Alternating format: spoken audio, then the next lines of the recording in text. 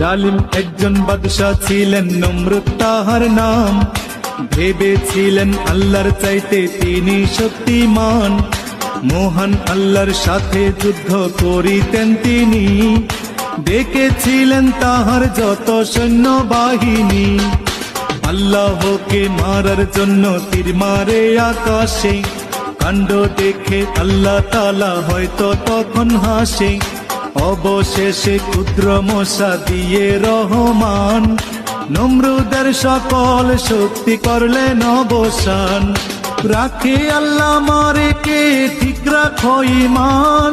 মাছের পেটে বাঁচিয়েছিলেন ইউনুস নবীর প্রাণ। সকল ফয়সালাকারী এক মহান আল্লাহ তাআলা। পাহাড় ভেঙে দরিয়া করে এই তো মাওলার খেলা। সকাল বেলার ধ্বনি আমরা ফকির সন্ধ্যা বেলা, সকাল বেলার ধ্বনি আমরা ফকির সন্ধ্যা বেলা।